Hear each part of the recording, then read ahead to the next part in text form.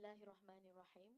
Assalamualaikum and a very good morning to our distinguished speakers, Professor Dr. Neni Hermita from Universitas Riau, Indonesia, and Dr. Corrienna Abdul Talib from University Technology Malaysia, Skudai.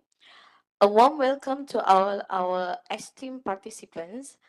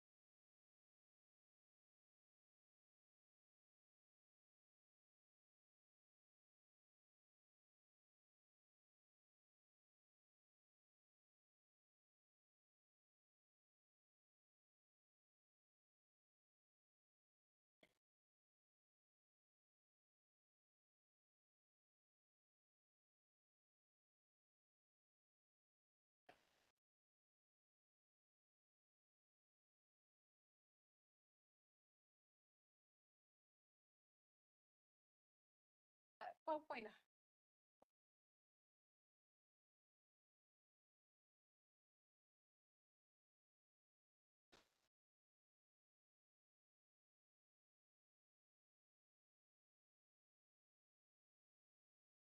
Bismillahirrahmanirrahim.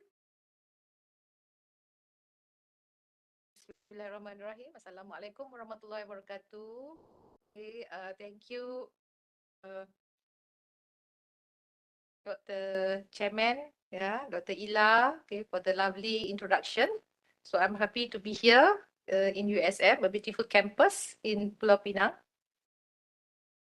Okay, let me check whether you can, am I audible? Can you please click emoji, can give me reaction, a thumbs up or smiling face. Okay, thank you, Nona Bila. Oh, thank you, Liu. All right, okay. Okay, in YouTube also audible, yeah? All right, okay. Okay, Alhamdulillah. All right, so this is the flow for my my session. So I will start with introduction, then continue with benefits of PBL or problem-based learning, and then about for visual programming tools, and then how we can use visual programming in teaching and learning. And also at the end, I will share some case study based on my experience and some key messages, okay, for this session. All right. So what is visual programming? Okay. So how can I get responses from audience? Any one of you know what is visual programming? Perhaps those who attending through WebEx can give responses. Have you heard about visual programming? Or do you know what is visual programming? Is it yes? Is it no?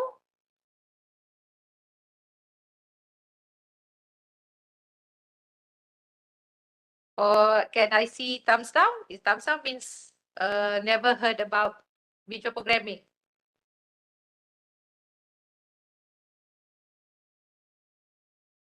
Okay, thumbs up. All right. So, okay, heard about it. Okay. All right. So, very good. Okay. Okay. Some already knew about visual programming. Some never heard about it. Okay. All right. So it's good. So we have a mixed experiences, from the audience. So if there anything that those who have experience about visual programming and wanted to share their experience also can, All right. So visual programming actually is look at this picture. Okay. For those who have experience with visual programming, is it about C++ and Java? When we talk about visual programming, is it related to C++ or Java? Any response?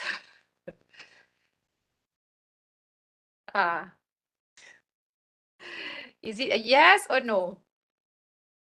So maybe the MC can help me whether we receive any response in the chat or not. Okay, is it a yes or is it a no? When we talk about visual programming, okay, no. In the chat, no. So is it no? So okay, yes, you are correct. So the answer is no. So when we talk about visual programming, it's not about C++ or Java. Okay, because when we talk about visual programming, something that give visual. Okay, but how to show the how to show it is through programming. Okay, but not C++. Okay, it's something that you can see nicely, interestingly, So for example, this one, okay? All right, so this is one of the programming where you can see, okay, where you can see the word, the sentences, you can just drag and drop it so that you can arrange the programming. So actually visual programming simplifies coding. If you use C++, Java, it might be difficult for those who never knew about programming. But now when you use visual programming, although you don't know, you don't have any experience, you can use it, all right? Okay, so like this one. Is this visual programming?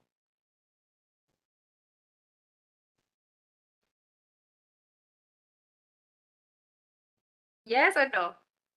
Is it visual programming? Can you see it? Yeah. where we have certain sequence of words, okay, where you have certain symbols in it. Is it visual programming or not? Can we say visual programming? Do we have a response in the chat? No. Okay, again, you are clever. Okay, so this, we not call this as a visual programming. Okay, so in visual programming, you can just drag and drop. You no need to have the sequence of the symbols like that. So like this one is quite difficult. If let's say you miss one word or one letter, or you miss one symbol, so the programming will not functioning. So with visual programming, you can just drag and drop. Very easy to use. Yeah. So no problem for those who are not familiar with programming. Okay. Right. So again, you know that this is not visual programming, and so you don't need to memorize the syntax. Okay. It's quite difficult for you to memorize this thing. Yeah, you must have all those symbols, and you must have to and then you have to use certain words. Yeah, to certain command in order to make the programming functioning. Yeah. So for visual programming, no need to memorize that. You just straight away can use it. Okay. Um, so it is ideal for beginners and non-programmers. Okay, that's why for me, I'm very fond to visual programming, because I'm not a programmer. I'm not from computer field background. Yeah. So I'm from chemistry and science educational background. So with this visual programming, it is easy for me to use it in my teaching and learning, and even in my research project. So hopefully it will give you some idea on how to use visual programming in your teaching and learning. Right, so then to summarize everything, yeah, visual programming simplifies coding, where you no need to memorize, you just drag and drop, and it is ideal for all. Okay, then you can start from the very early age also. Nowadays parents, yeah, parents are very keen with visual programming, with about programming. So parents can ask, or can send their kids to learn about programming through visual programming. Okay, so what are the advantages? Yeah, what are the advantages of visual programming? No, before we go to visual programming, I want to ask you, what is the benefits of problem-based learning? Because I want to tie the in problem-based learning, we want to use visual programming as a tool, okay, to enhance the problem-solving skills. Okay, may I see some responses from the audience? Have you heard about PBL? Before that, have you heard about PBL, problem-based learning? Is it yes or no? Yes, of course. Yeah, thank you, Sebastian. All right. So what are the benefits of PBL? You heard about it, or some say no, okay? Never use it in the teaching and learning, okay? So it's good. Never mind, we learn from each other. Okay, so what are the benefits of problem-based learning? For those who have heard about it, I'm sure that something that you can think of. When we use problem-based learning, what are the benefits to our students or to the user?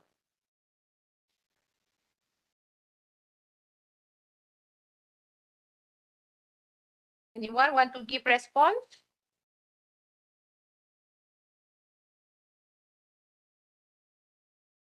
Okay. Is it in the chat? No, not yet, not yet. Still typing. But our Miss MC said it will enhance the critical thinking. Yeah. Okay. So that is one of the benefits. All right. So let's move on. So for PBL, if you use PBL, it will engage students. Okay. Because you ask them to work in group.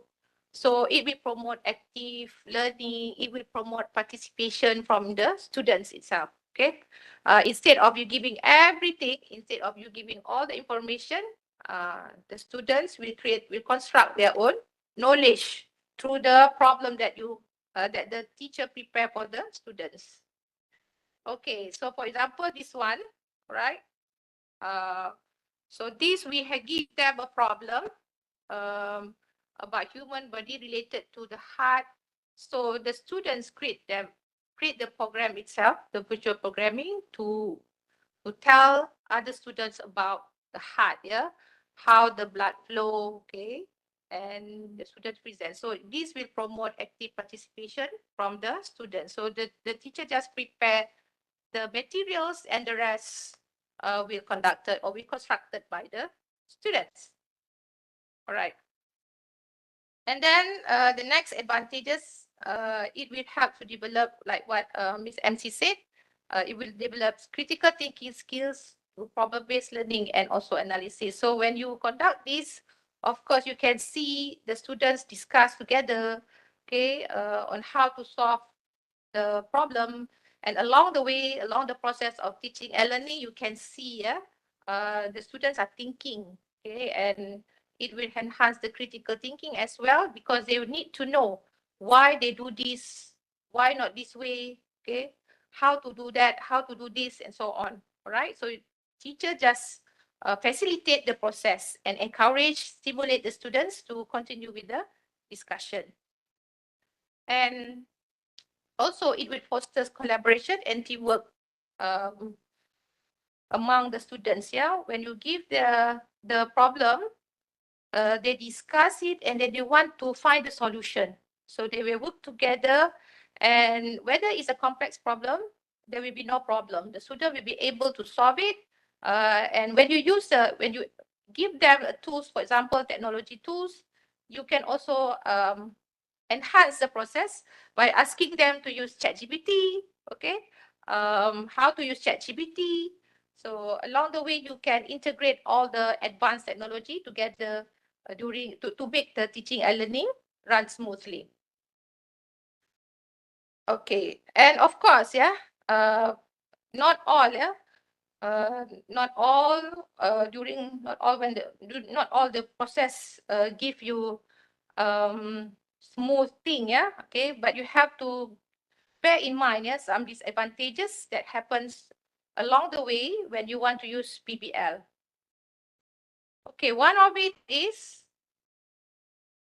this one. We receive a lot of feedback from teachers. Yeah? This one is through the feedback given by our respondent.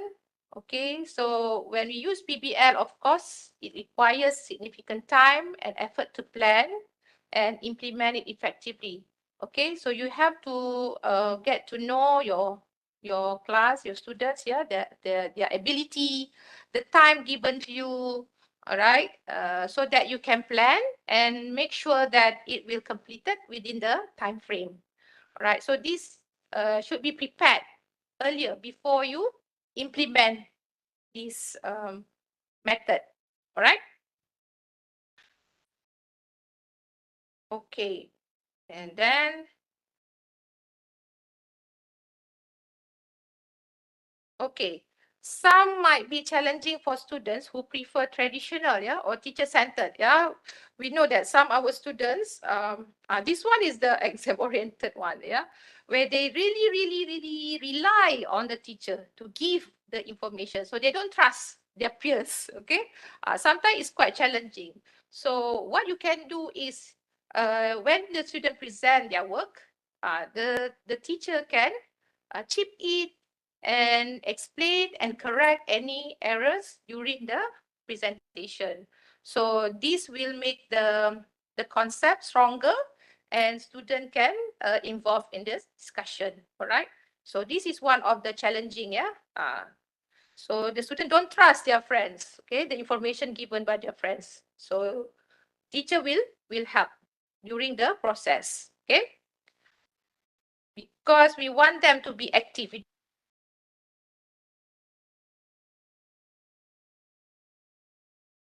Teachers But when you give them the chance, yeah, to construct their own knowledge, I think slowly they can accept this learning style. Okay. All right. And then assessment can be difficult.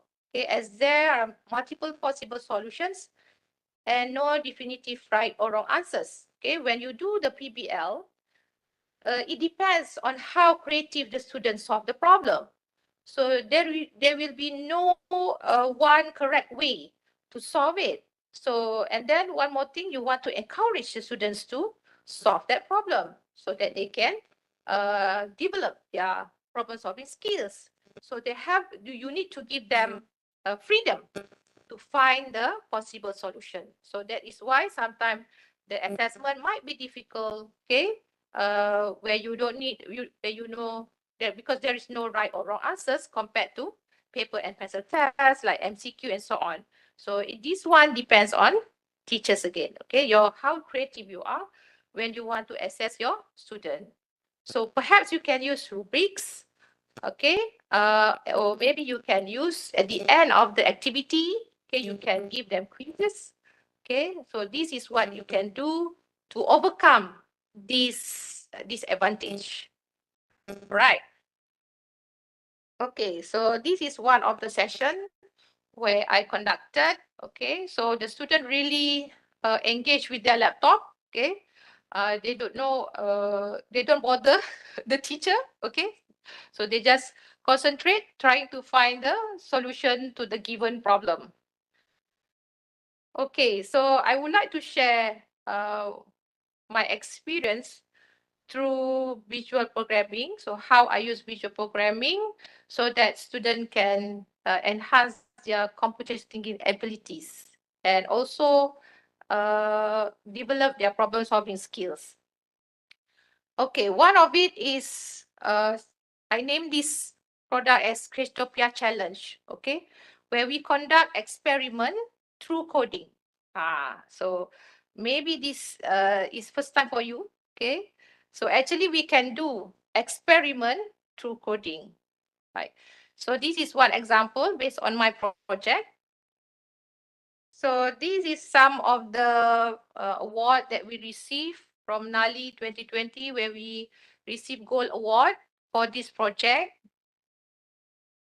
And Sketchtopia Challenge has been conducted in many schools, locally and also internationally. So the recent one is in Sabah. Okay, the picture that I showed now is one school in Sabah. So sometime we heard about the internet problem in Sabah. So Sketchtopia Challenge was developed to overcome this issue. Yeah, because when we use Scratch for this, okay, actually Scratch can be used offline. So only at the beginning where we need to install the program, then after that, you can just do it through offline, okay? So we heard about the internet problem in Sabah, yeah? So we want to experience it ourselves, okay? So we go there and immerse with the community, the children, so they are very awesome. So then, yes, I experienced the internet breakdown, but that is not because of the lack of internet or so on, but because of the building, okay? Sometimes we cannot access to internet because the room is maybe the location of the room, yeah, that make the accessible to the internet is not possible. Okay, so that is not. I think when we shift to the other place, then okay. So it depends on the locality of the room, and then we don't need to climb to trees. Okay, so we can continue with the activity in one room, and then yeah, through research, yeah, through research collaboration, we can conduct this project in Sabah. So it is a wonderful experience where I have the chance to meet all the wonderful students there. So this is a combination of Form 4 and Form 3 students. We also went to Langkawi in Johor itself, in SMK Bukit Indah. Okay, and the first primary school is in SK Ulutriam. That was in Johor, okay, during the COVID time. Okay, and then move on. We also this project expanded, okay, where we conducted online global classroom together with Indonesian lecturers, Indonesian students, okay. This one is, I think somewhere in 2020, yeah, no, 2022, yeah, online classroom, yeah. Okay, so this one we conducted online global classroom, and this time we produce another version where we call it CT4PS. Okay, another version that is specifically for enhancing problem solving skill. Okay, and then these are some of it. Okay, where we give certificate to the participants, and the participants try to solve the problem through online and share their outcome and present through online as well. Okay, then also this project we collaborated with industry from Pelangi Sdn Berhad, okay, where we conducted session for preschool teachers, okay, on how to use visual programming, yeah, to teach the students. And then this one expand to Indonesia, where the Indonesian participant interested to bought this Sketchtopia challenge. So we managed to sell it to the participants of the session. And then this one we continue, we collaborate with Professor Neni. She also present today. We collaborated with Universitas Riau, where we conduct Sketchtopia for STEM program, elementary school in Indonesia. And this project is still in progress. Okay, so this is some example from teachers. So this is a Malaysian teachers. So we receive positive responses from the teachers, and then from there we'll improve and do several amendment when we want to implement this visual programming for problem-based learning, teaching and learning. Okay, and this also some of the feedback from the students where we can see their progress. Okay, they can and also positive feedback from the students, and this is responses from primary school students. Okay, this also responses from the students. Okay, where they it is possible to conduct experiment through coding. Yeah, for especially in Sabah where they have problem with the apparatus. So one of the way on how to solve it is through running the experiment through coding. So Sketchtopia challenge able to fulfill the gap, yeah, the apparatus problem in particular schools, so that the students can learn science, yeah, smoothly, and the students really enjoy using Scratch. Okay, so to sum up, yeah, about the Sketchtopia challenge. So I'm sure, yeah, teachers everywhere in the world, I think you know your student better. And I think, and I also encourage teachers, yeah, to develop your own materials because you know your students well. So you know what they want, you know how they learn. So from there, you can create your own teaching and learning process so that your students will get benefit from it. They will be able to construct their knowledge and you just facilitate, yeah. Nowadays, students in this era, they want to have a they would like to use digital, yeah, digital or technology things, yeah, technology tools. So from there, I think you can think of something that can help the students. And hopefully, Sketchtopia challenge will reach more more students, more teachers, okay? And I hope that from this project also I will be able to collaborate with other researchers that have a similar interest in visual programming.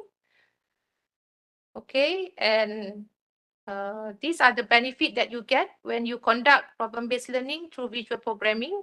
So when I conducted this project, I can see that the student really engaged in the learning process, even when you ask them to go for recess, okay, go and have a lunch or go and eat something, they don't want. Yeah, they really engage to their seat, to their laptop and try to solve it. Okay, and even you enhance their creativity as well, because you give freedom to them on how to solve the problem. Okay, so along the way, the student will think, and also at the same time enhance their competition thinking skill. And then, of course, okay, there are some challenges that you need to cater. Okay, some of it you need to prepare. Okay, this one, when you do active learning, of course, you have to prepare before. Okay, there's a lot of work to do before you implement the teaching. Okay, but during the teaching process, it is easy because you just monitor, you just facilitate. Okay, only before the teaching process, you have to do several things. Okay, you have to prepare, you have to think of um, the facilities available. Okay, and so on. So when I went to Sabah, they prepared, yeah, their own laptop. They bring their own laptop. Some bring their own laptop, and the school have their own laptop as well. So all of the students are equipped with laptop. So you need to have that kind of facilities when you want to do visual programming in your teaching and learning process. Okay. So I think that's it. Before I end, I would like to play a video um, about this project. Okay. So enjoy.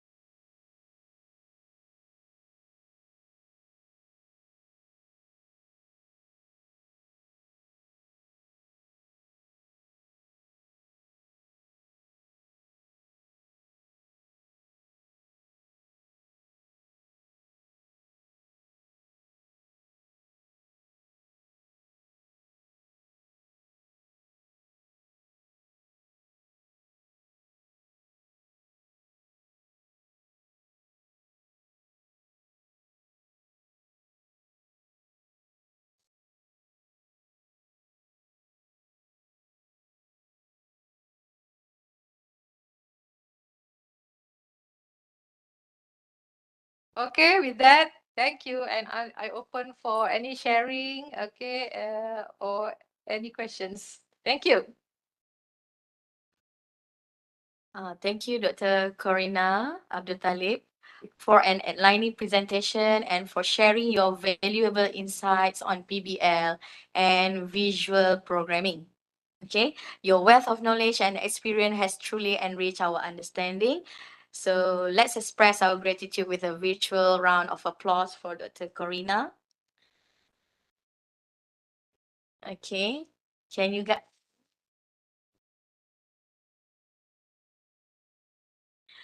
Okay, good. Thank you.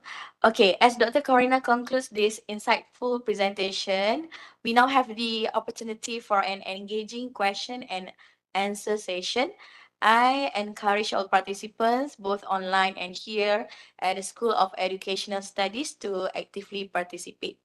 You guys can use the chat feature for the online participants, and here you can raise up your hands and for 5 to 10 minutes Q&A session.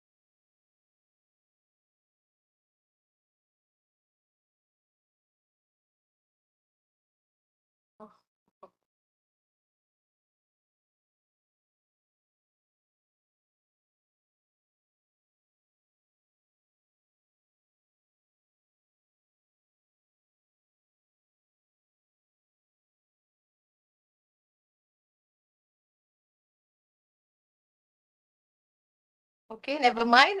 Maybe you don't have any question right now.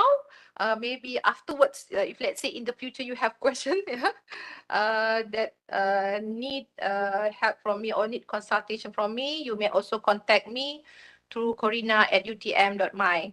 Okay. Sorry, doctor. There's one question. Just at the right time. The question is, can you show, briefly describe any examples for implementation of visual programming in PBL as if we are going to use it to our student? Okay, thank you for the good question. It's a very good question.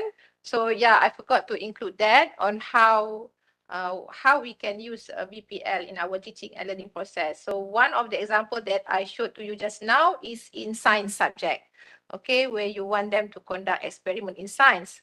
Okay, you can also, if let's say you are teaching biology, you can also ask them to maybe to explain about human body by using visual programming. You give an example, you give a problem to them, maybe in regards to human health. What is the problem what happened to your body um, when you, apa tu? When you what is the harm thing happen to you with cigarette, for example, okay? Or if let's say you are passionate in environment, you can also give a situation on how to clean up or on what kind of activity that can be used in certain environment, okay? How to protect the environment so the student can present their work through visual programming language. So many things here actually you can do where you can integrate visual programming in your teaching and learning process related to your field.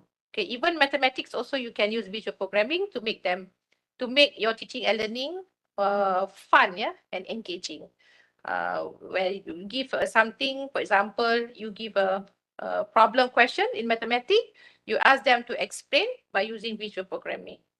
So that also can be done. So I hope I answered your question. Okay, doctor.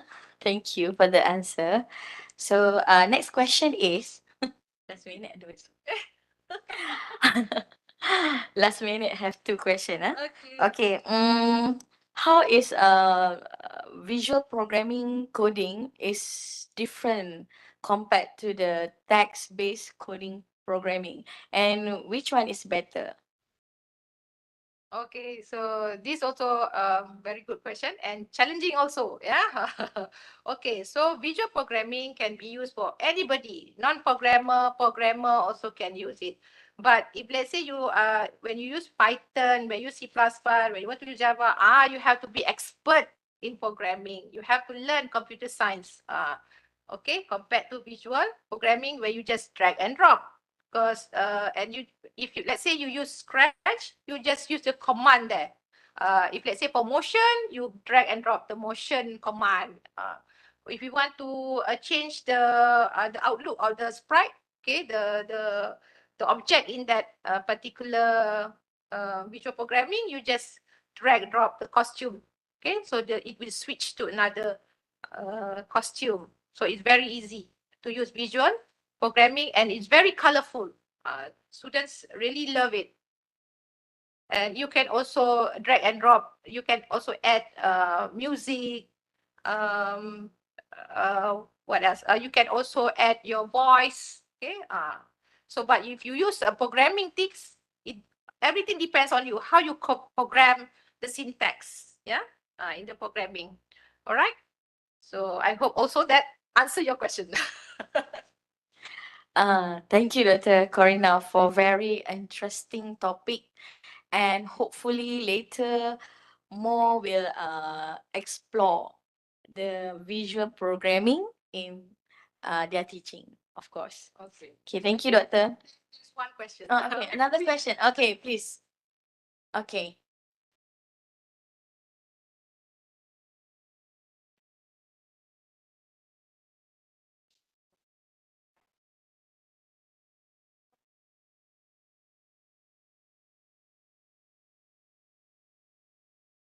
Uh-huh.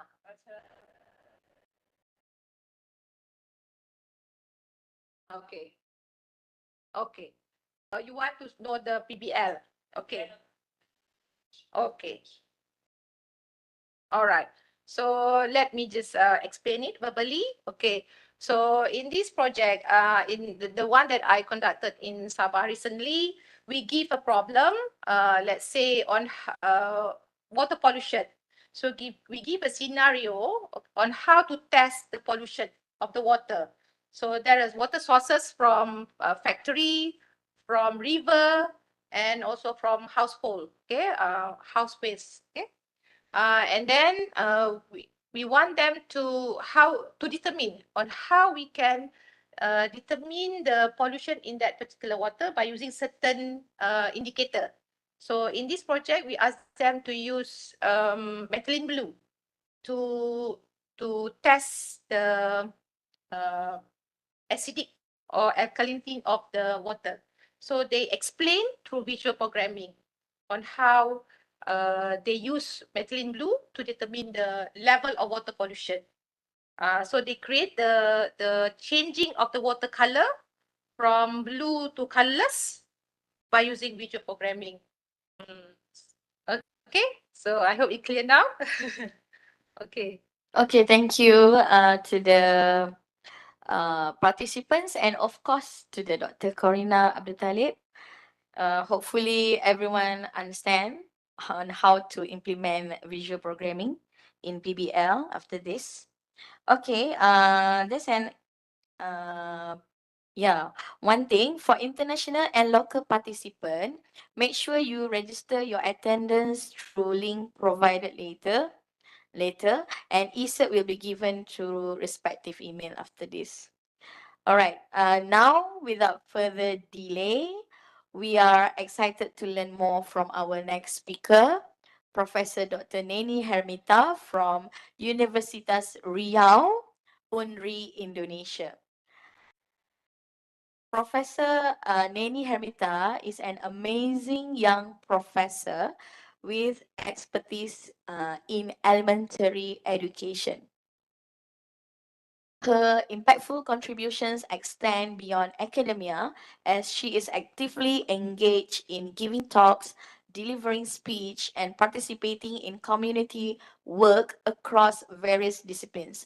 With a robust academic background in physics education and elementary education, Prof. Neni Hermita's commitment to knowledge dissemination is reflected in her impressive body of work. She has authored 18 books and contributed to the numerous journal articles demonstrating her dedication to advancing education in these fields. Notably, Professor Neni Hermita is not only a prolific writer, but also an active participant in knowledge transfer programs. Her efforts have been recognized with numerous awards, acknowledging her significant contributions to science education, mentorship of students, and module development. Please join me in extending a warm welcome to Professor Dr. Neni Hermita, who will be sharing insights on the captivating topic active learning in science education. Prof.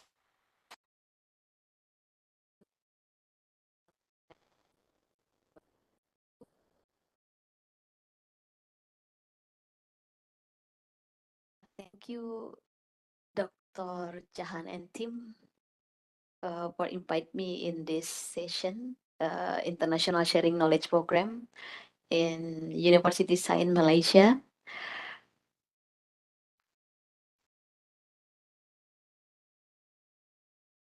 Speak today about active in science education. Uh, yeah,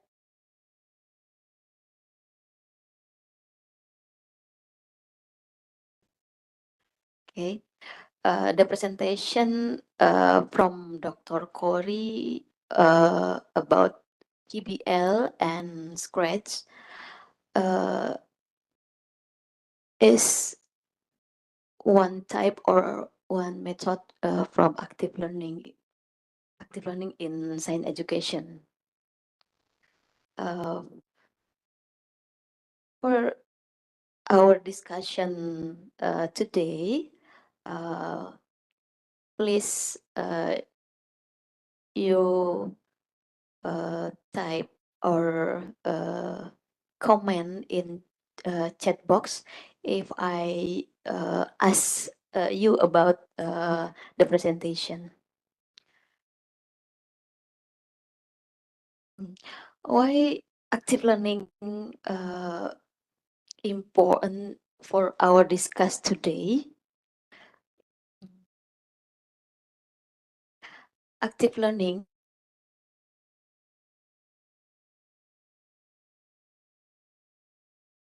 and then active learning to uh, promote critical thinking and creative thinking, attention and implementation of knowledge. Uh, the active learning in instructional approach that engage student in the learning process through activities, discuss, and problem solving. And problem solving in the class encourage collaboration for our students. And students take an active role in constructing knowledge and understanding concept. And then this can improve critical thinking from our student. And then hand-on experiment or hand-on activities, group work, can use our student uh,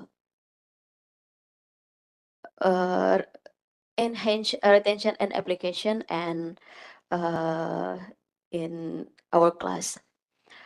So active learning is a student-centered approach in which learner engage in interactive activities and hand-on experience.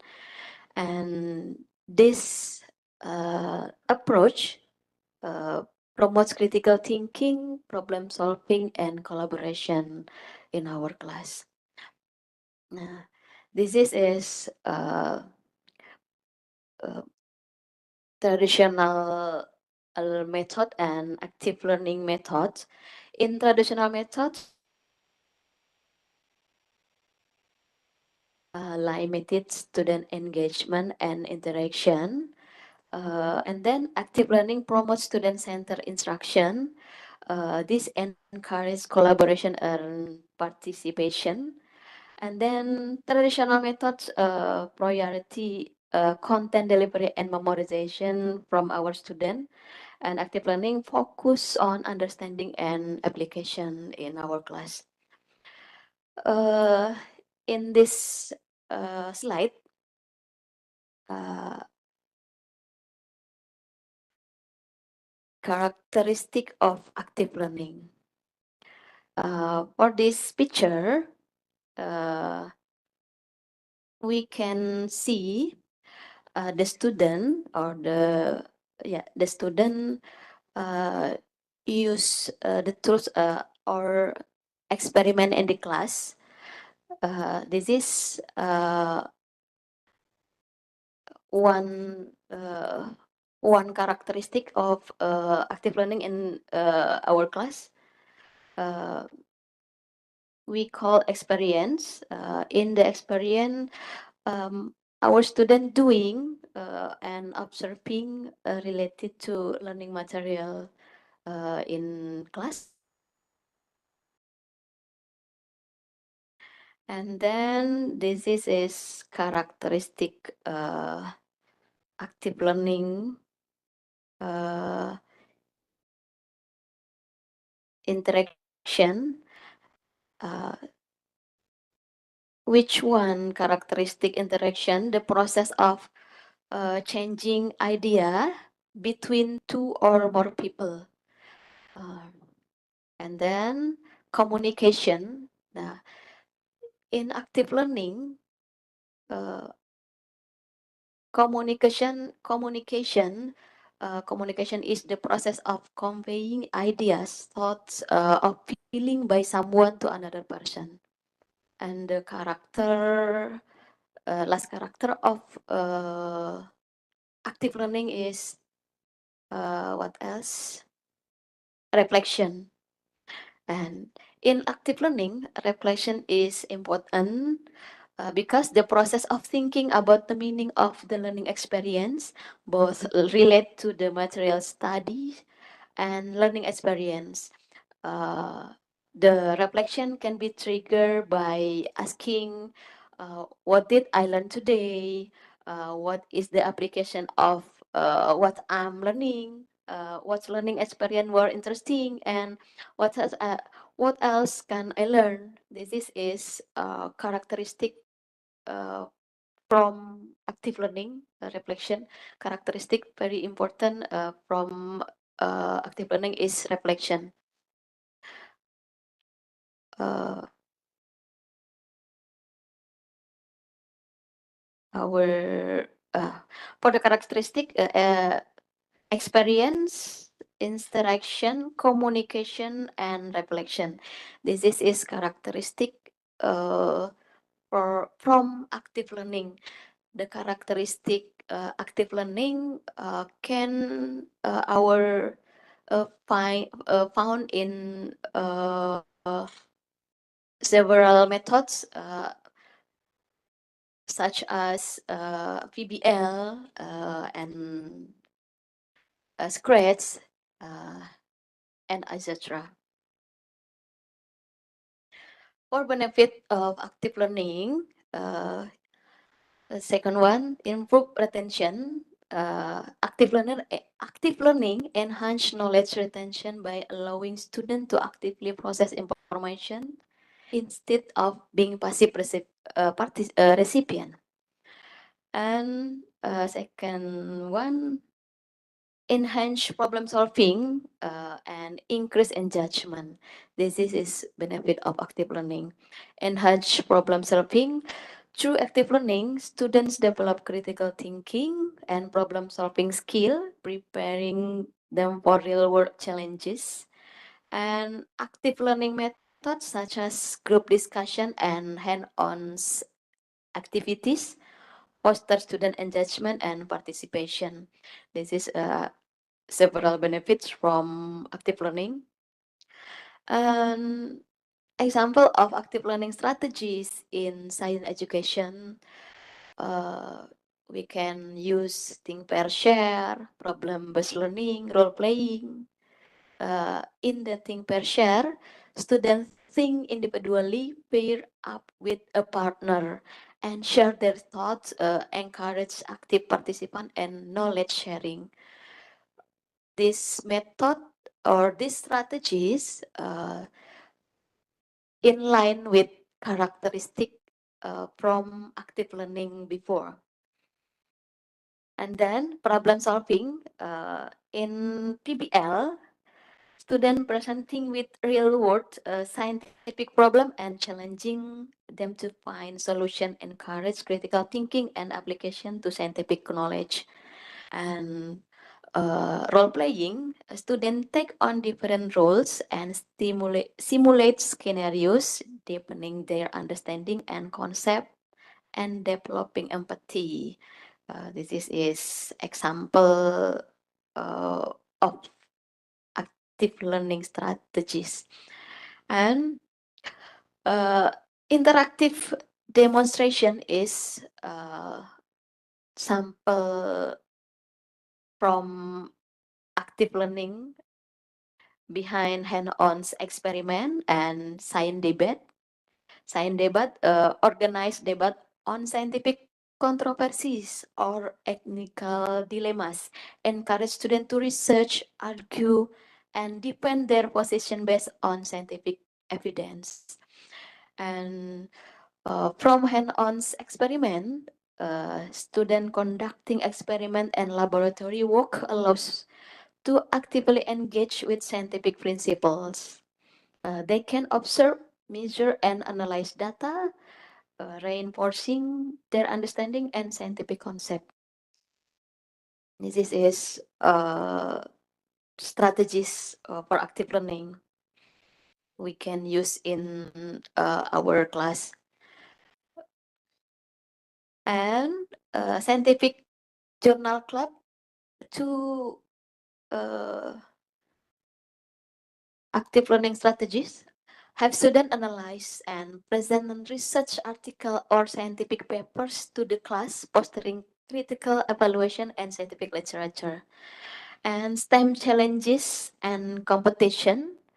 Engage students in STEM competition, robotic challenge, coding competition, or science fair. This even provide opportunity for hand-on application of STEM knowledge. And science gamification. Create educational science games or quizzes that require students to apply scientific knowledge and compete or collaborate with peers.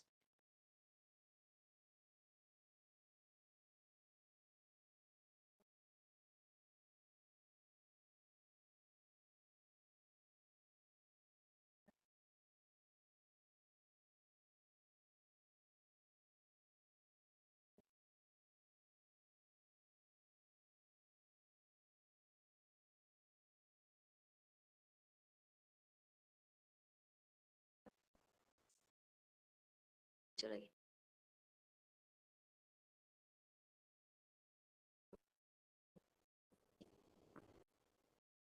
Okay, sorry. Share any problem. Oh, okay.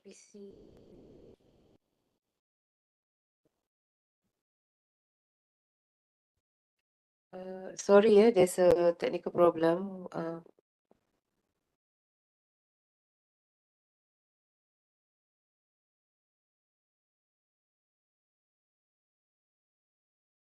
Jam tu. Sudah stop share.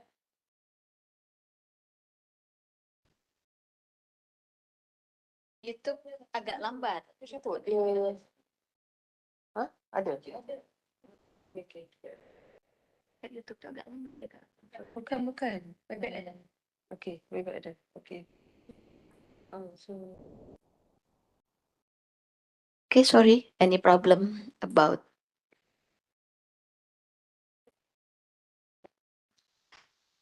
the role of active learning in science education? One, for depends conceptual understanding. Nah, active learning allows students to explore scientific concept in depth, leading to a better understanding of the subject matter. And then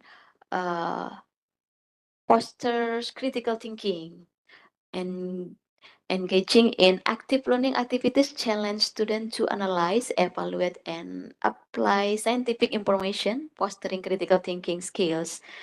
And the last rule, for promote collaboration, in active learning, encourage students to work together, fostering collaboration and the exchange of idea with the scientific community. Uh, for the impact of active learning on student engagement, uh, for increased participation, active learning strategies promote student engagement, resulting in increased participation and interaction in the classroom. Okay. For improved motivation, uh, uh, motivation by actively participating in their learning process, students often develop higher level of motivation and sense of ownership over their education. And the last impact of active learning is deeper learning experience. For deeper learning experience, active learning engage student in hand-on activities or hand-on experience and practical application, providing a deeper and more meaningful learning experience. The challenges in implementing active learning for our student, resistant to change, time constraint, classroom management. This is challenge for implementing the active learning. And adopting active learning methods may face resistance due to a traditional educational culture favoring passive learning approach. And implementing active learning require additional time for planning, preparing activities, and facilitating students' engagement. And then activities learning require effective classroom management strategies to ensure smooth facilitation and student participation. This is challenging for implementation active learning in our class. And then strategies, what strategies for successful implementation from active learning? Uh, the first is faculty development. Now, providing training and support to educators to develop skills and confidence and implementing active learning strategies. And second, technology integration. Technology integration, utilizing technology tools and platform to facilitate learning activities and enhance student engagement. And then assessment alignment, aligning assessment with active learning methods to effectively measure student learning outcome and progress. And then the last for our conclusion today, active learning promotes student engagement, critical thinking, and collaboration, in-depth conceptual understanding, and prepare students for real-world challenges. And despite challenges, successful implementation can be achieved through faculty development, technology integration, and assessment alignment.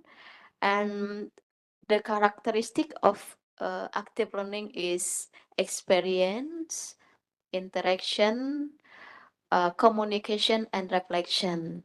The characteristic is we found in the several methods in and approach in our class. And thanks, take action for active learning. Please our implement active learning strategies in our science classroom from today. And if you can, if you any answer, you can contact me in email.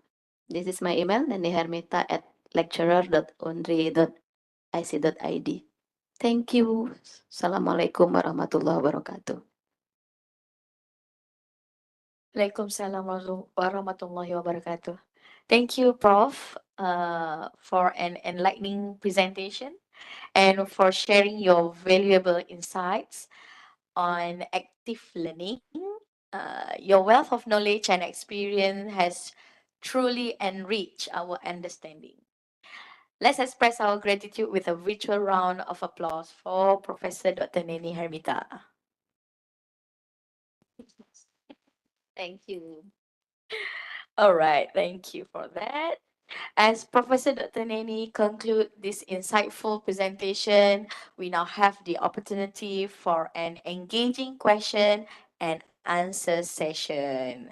Okay, I encourage all participants, both online and here at the School of Educational Studies, to actively participate.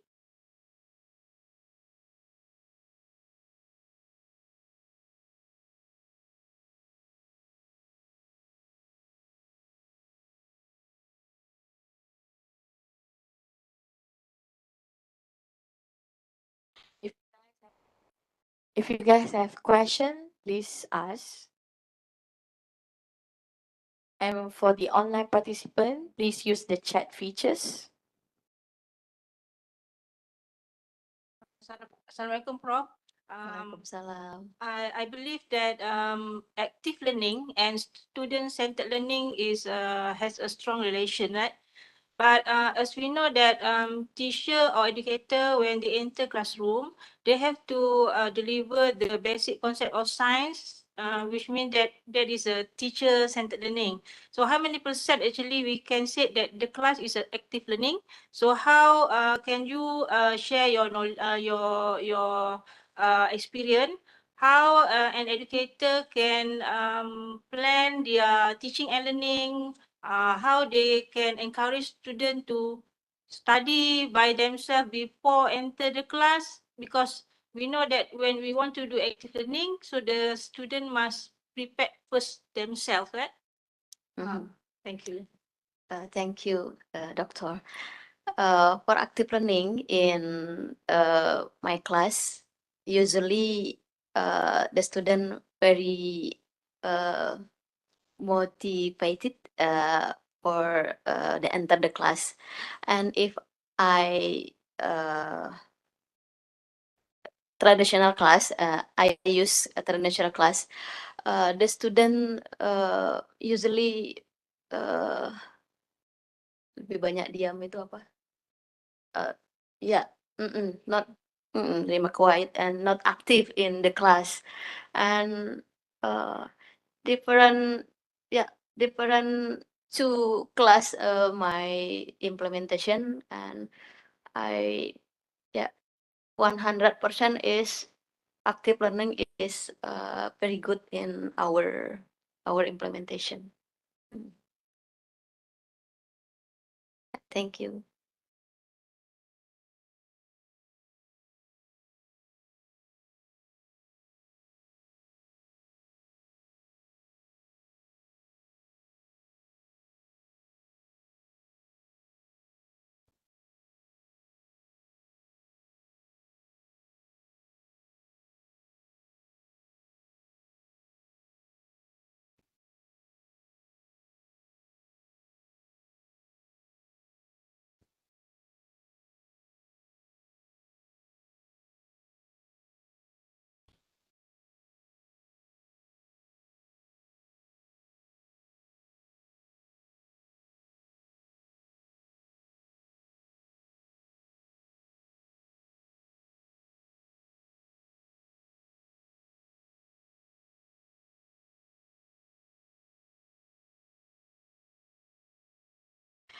Okay, Prof, for the next question,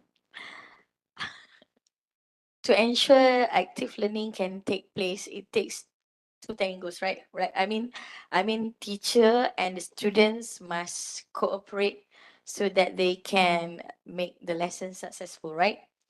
So, in a class, let's say they have 40 students like that.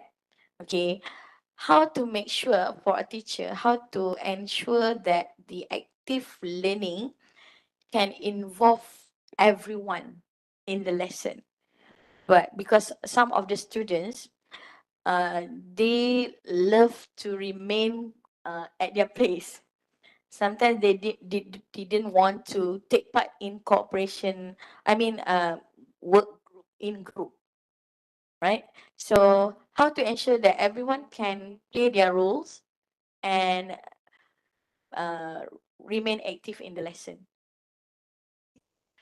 Uh, in big class, yeah, big class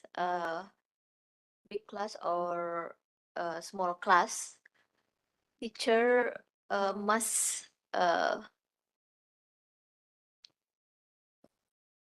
harus menyiapkan worksheet, planning the worksheet and scenario for the teaching in the class. The scenario is very important for active learning in our class. And then beside that, worksheet also important for experience or doing observing and something in the class for the student. Worksheet.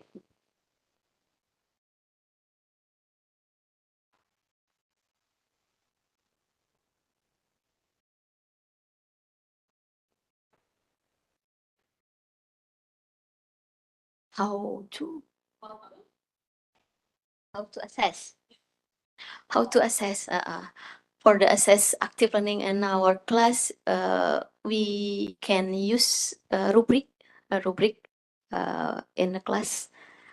The rubric adopt two material and method we use in the class. The rubric assessment.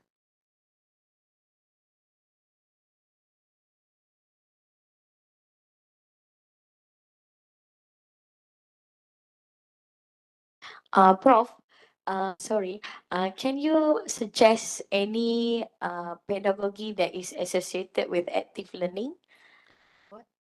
Any strategy or approach that is can be considered as active learning? Okay. Approach, the suggest of approach for active learning, we use approach or method, we adopt the characteristic of material learning in our class. Menyesuaikan dengan materi. Yeah. Because in active learning, most important is experience,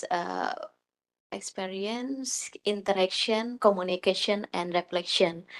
And for characteristic is must be used in our stage learning in our class.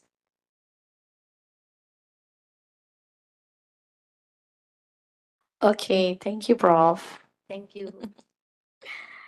Okay, as we near the end of this insightful webinar or program, I want to express my gratitude to our esteemed speakers, Professor Dr. Neni Hermita and Dr. Corrienna Abdul Talib, and all the participants online and here in Schools of Educational Studies. Your active involvement has made this session truly enriching. But before we signing off, let's recap some key takeaways from today's discussion. Okay, from the first speaker, Dr. Corrienna, we have gone through definition of visual programming, and we have go through benefit of visual programming. And Dr. Corina also has mentioned that visual programming is a tool to enhance problem-based learning. And she also has mentioned to us the benefit of PBL. And we also understand the difference between visual programming with the normal text-based coding programming. Yeah, it's kind of interesting, and we might try as a teacher or as a student also, we can try to develop any lesson approach by using visual programming after this, not limited to chemistry only, but of course, not only for science subject, but of course we can explore more, maybe in other subjects. Okay. And from the second speaker, we also learn about active learning.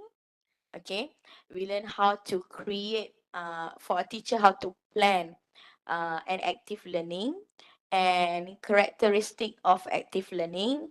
And Prof also mentioned that adaptation of the materials and how to implement active learning and also how to assess it. Okay, these two topics are very impactful for our uh, journey as a teacher in future, or educator, lecturer, or as a student also in our research also. Okay. Well, a heartfelt thank you to our speakers for sharing their expertise, and to all of you for your thoughtful questions and contributions. Your engagement has made this international sharing knowledge today is a success, I can say. Also, stay tuned for upcoming events and webinars. We look forward to your continued participation. Thank you and have a wonderful day. And don't forget to fill in the registration link,